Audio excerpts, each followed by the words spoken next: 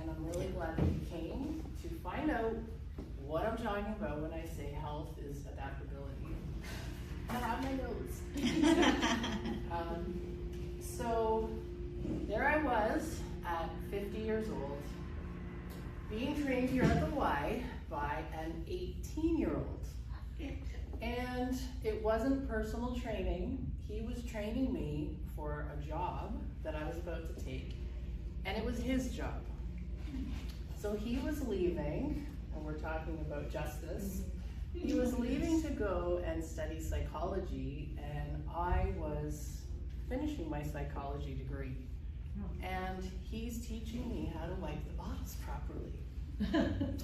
And I remember thinking, this is ridiculous. I mean, I'm raising 2 kids, I run a household, I've had multiple careers, and I've got gray hair, and he's showing me how to wipe down bottles.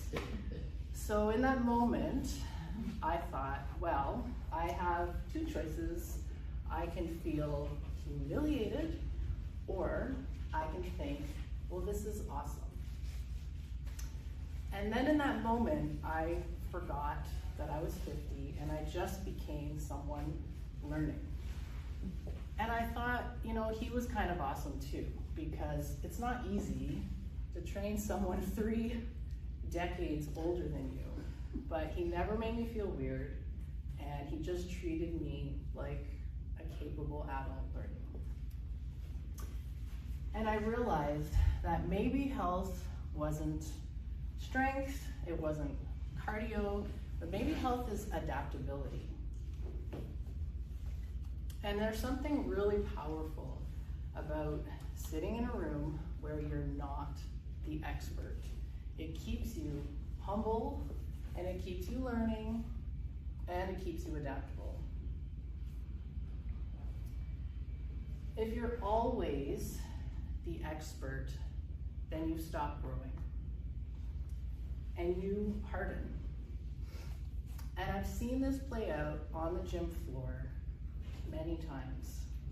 The people who, I'm in the middle here.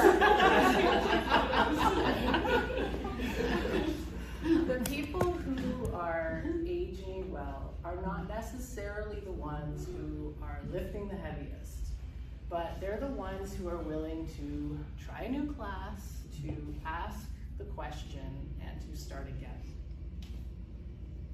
Strength certainly does help, but adaptability will sustain. Okay.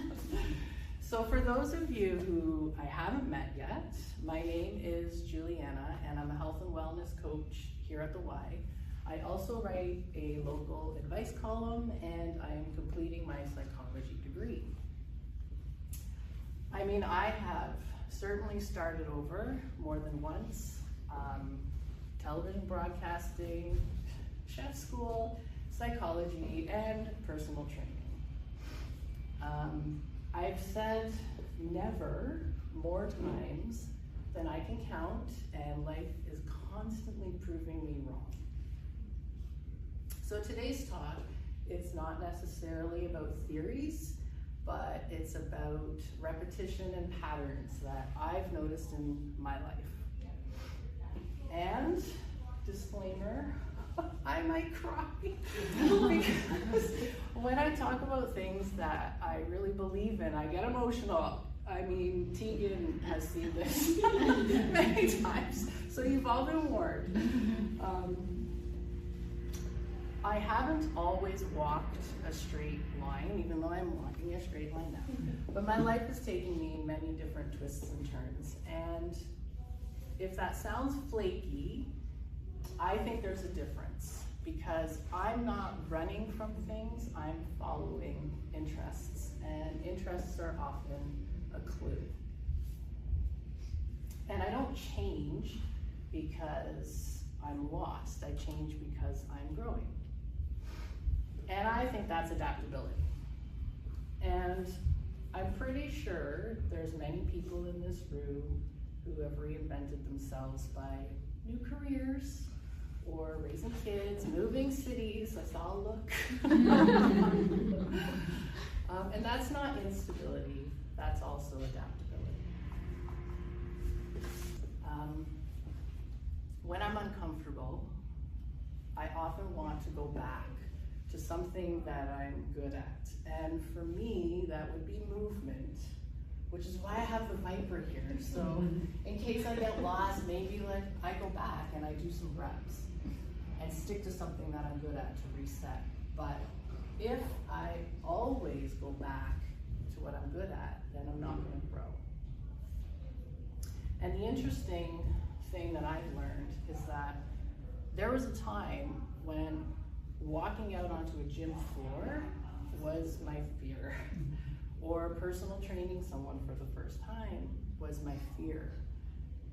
Teaching a fitness class was my fear. I mean, I said I would never teach a fitness class. Like I've said never a lot in my life. And life is always just saying, yeah, okay, really? Sure, we'll see.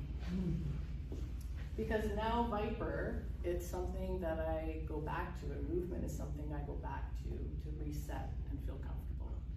So the things that you fear today, they might just become your comfort tomorrow if you don't stop at the fear. Comfort feels very good, but growth, it happens beyond that comfort. Comfort maintains, but growth or discomfort is where the growth is. I have a story. I used to think that runners were a different species because they just opened the door and they went. And I would be dying after 1 minute. And I was admiring them, I was in awe of them, and I would always just say to myself, oh, if I could just run. And one day I realized, well, why do I keep saying if I could just, and why don't I run? So, at the age of 43, in the middle of January in Canada, I decided, yay, let's go for a run. So out the door I went, and I ran for 2 minutes. And then I walked for 2 minutes, and then I ran for 2 minutes, and then I walked for 2 minutes. And it was completely humbling and exhausting. And then I came across Wealthline, and there were hundreds of runners going past me. And I stood there on my first awkward run, and I wasn't intimidated, but I was actually in awe.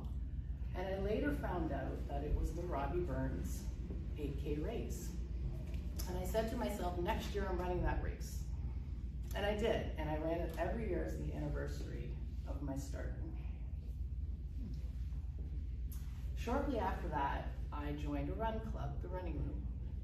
And on my very first night, I showed up with 2 pairs of running shoes, a pair of leg warmers, a couple of pairs of gloves, an extra jacket, and then a sack full of just in case. And the experienced runners came with a pair of shoes and a water bottle.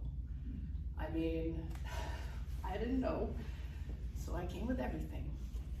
And over time, I just let go of all those extras, and I stopped trying to look like a runner, and I just became a runner. And I didn't become fast, but I became willing, and that's adaptability. So one of the women that I ran with who I really admired, she had said to me one day, you know, you should go back to school. You're smart enough. And I thought, okay, well, I don't know if I believe you, but I do trust you. And I didn't go back because I thought, well, I'm gonna be just amazing. I went back because somebody that I trusted believed in me. And maybe that was enough. So at 47, I went back to school and it was chaos. I mean, I had kids, I had a house, I had life, and I didn't go back with confidence. Action came first, and then the confidence followed. And I think that's what community and that's what the why is about. You know, sometimes you lean on other people's belief in you until you can stand up on your own. But the thing is, not all the voices you hear are positive. Some of them lift you up and some of them pull you down. So we're allowed, though, to believe in the ones that lift us up. So when I went back to school, I didn't just learn that I was capable. I learned something bigger, that I wasn't finished. And what surprised me is when I finished something, I didn't just plateau, I got curious again. And if that sounds restless, it's not. I think I'm evolving and I'm learning. And I don't think that that's instability, I think that that's adaptability. And my friend who told me to go back to school, I mean, it didn't benefit her. She wasn't making herself feel better. She was lifting me up. Because some of the voices shrink you and some expand you. So I think it's important we pay attention to which one we're listening to.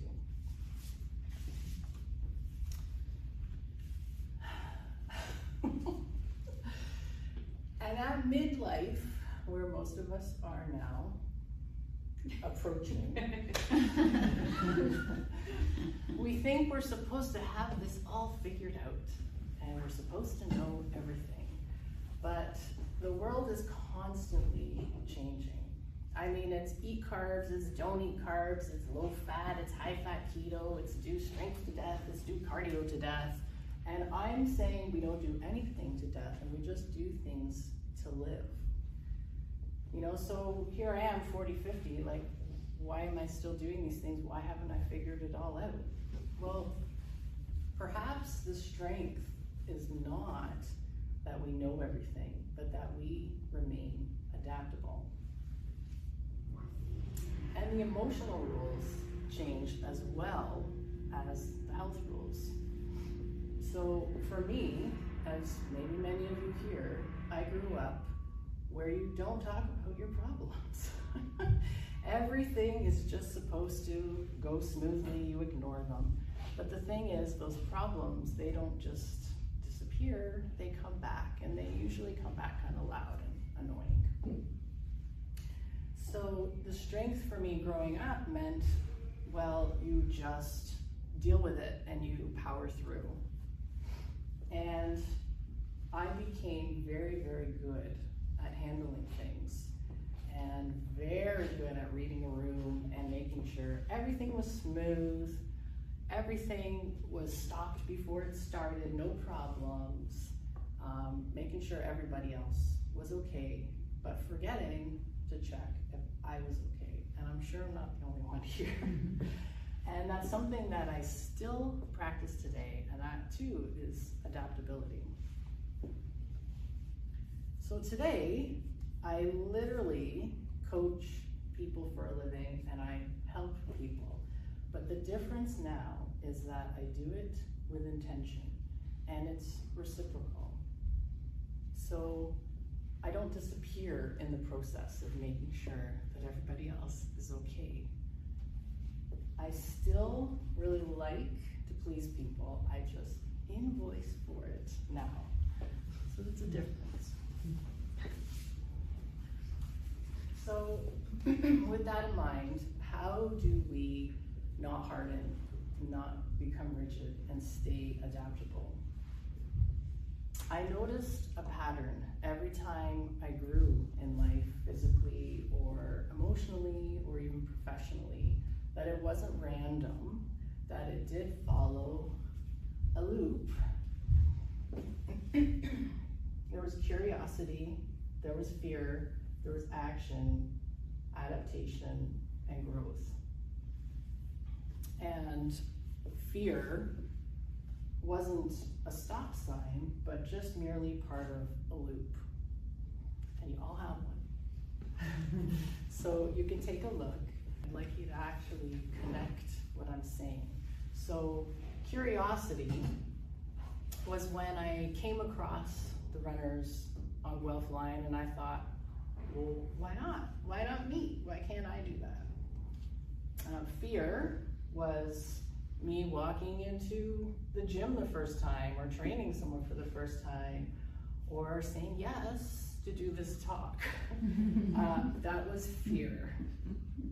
Action, that's, getting past that fear. So when I enrolled in school, that was action.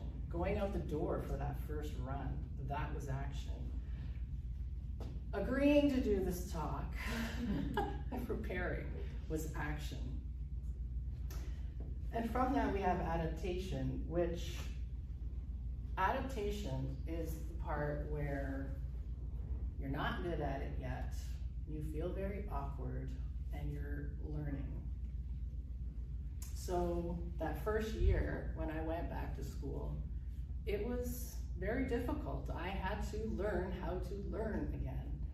And standing here right now is awkward, and I'm it's adapting in real time. But I'm still here and I'm learning. So then we get to growth, and growth is that moment where you realize, I didn't quit. I haven't given up, and I haven't run out of the room yet. And then after growth, we get curious again, and the cycle just keeps repeating itself. And what I find interesting is we usually think that maybe fear or action is the hardest part about the loop. But I think that it's the voice that shows up right around here, because that voice can be brutal. It's the voice that says, nope, you can't do that, no way. So I don't think that the biggest influence on our health is cardio. I don't think that it's strength. I don't think that it's protein. I think it's the voice that's in our head. The voice, it's always saying like, you're too old and you're gonna look foolish, and it's stopping you before you can get anywhere. And the thing is, I don't talk to my friends like that. I would never talk to my friends like that, but we're allowing that voice to talk to us all day. So the goal maybe is not to silence it, but perhaps we just don't obey it. So the next time it's saying to us, you can't, we ask it the question, why not? Because why not? If we have that ability to stop ourselves, then we also have the ability to move ourselves. So, who here has talked themselves out of something recently because of that voice? Me too. I mean, when I was asked to do this talk, I thought, no way, I'm not ready. I can't do this. And standing here, it's not easy. It is awkward. I am adapting. But I realized that I could wait until I was fully confident, or I could grow by doing it. So you're watching growth in real time. And I think that we don't stop ourselves because we're incapable. We stop ourselves because we're uncomfortable. And when we try something new physically, our body adapts. And when we try something new emotionally, our identity adapts. So, a year ago, I would have said, no, I'm not ready. But at some point, I realized that you have to stop waiting to become this person and step into it, because you're already becoming her. So, I'm still learning and I'm still adapting, and that's health. Health is adaptability. So now your homework. I invite you to write down a fear or something your voice is constantly repeating in your head, something you've been stopping yourself from doing. It doesn't have to be huge, you don't have to share. I just want you to notice that voice and what it's saying. So we've noticed the voice. Okay, great, now what? I mean, if we're waiting for it to disappear, if we're waiting to feel ready, we're gonna be waiting forever. And I have a friend here, and she's 89, and she'll say to me, I don't know why I still do these things, I don't know why I'm like this. And I'll say, Mary, I thought by your age you'd have it figured out and you'd be helping me. And she just laughs and she says, well, I don't have anything figured out. And the point is that there is no age of arrival. If you're waiting to feel ready and confident, you'll be waiting at 26, you'll be waiting at 50, and you'll be waiting at 89. We don't become ready, we become willing. And I mean, I'm very careful now with the word never, because like I said I would never go back to school, and I have been 3 times for chef school, TV broadcasting, and now psychology. So I don't mean the word never, because I said I would never teach fitness class, that I could not imagine myself standing up in front of people and leading fitness. And then Tegan asked me to co-teach, and I said, okay, fine, I'll do it. And I did, and I love it now. So when Tegan again asked me, stop asking me. When Tegan asked me to do this talk, I imagined 2 futures. I say no, very safe and comfortable. And 5 years from now, I'm still wondering. And I say yes, and maybe I ramble and I'm awkward. I haven't cried, so that's good, but just don't get me talking about my kids. But 5 years from now, I'm not wondering. I know. So 5 years from now is being built by the things you say yes to today. And today was built by things I said yes to 5 years ago, and some no's. So 10 years ago, or 5 years ago, 1 year ago, I am not the same person that I was. And I don't think of that as a crisis. I think of that as health and adaptability. That's not being stagnant, it's the opposite. And again, it's not running away from things, it's moving towards them. There's a big difference. And moments in my life, many of them, I didn't say yes, I didn't step forward, I let the fear win. I stopped myself before I even started, before I even tried. And I think I don't fear the failing, I mean I do, but I don't fear the failing as much as I fear the wondering, you know, and I regret the moments that I stopped myself before I even tried. Because fear isn't the problem. It's stopping at that fear. Because after that, we've got action and adaptation and growth and curiosity again. And we spend so much time thinking of worst case scenarios and very little time allowing our imagination to think of those best case scenarios. And why? I mean, they're just equally possible. So if I had said no to this talk, I didn't imagine 2 weeks from now. I imagined 5 years from now and who I wanted that person to be. Did I want her to still be evolving? Did I want her to be curious and confident? So like I said, the future is built on the yeses and strategic no's of today. And those yeses that are scaring you are the ones that you need to listen to, because they're the ones that will shape you. So now on the back, you've written this fear. You can flip it over. And in the middle of that circle,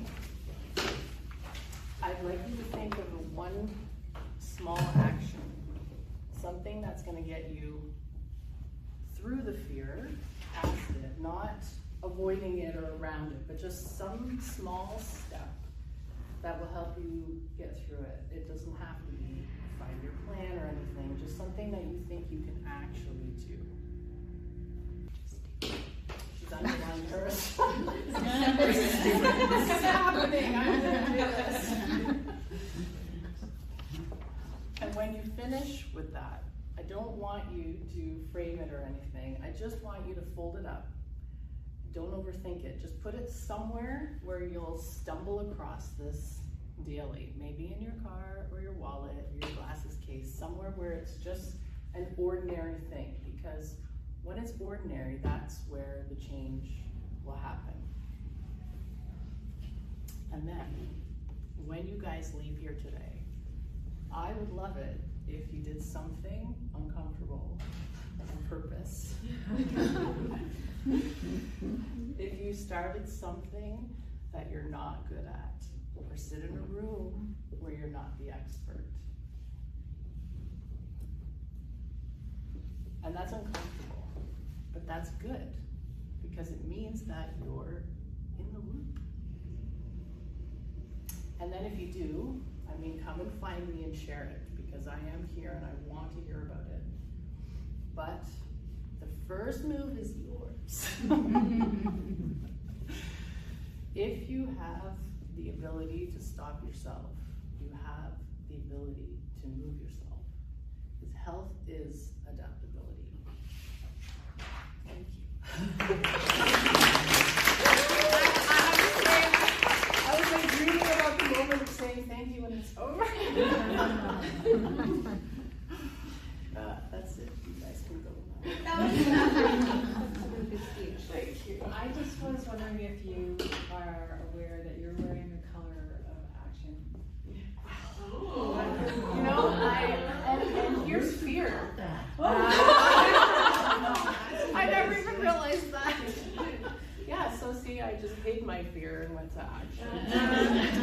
Yeah, this was my boyfriend Todd who put together, like I told him what I wanted the circle, and then he's a graphic designer, so he was kind enough with all the colors and everything, and I had notes, so yeah. So I hope you guys enjoyed that. I really appreciate it. You let me. Really good. Yeah, it's really good.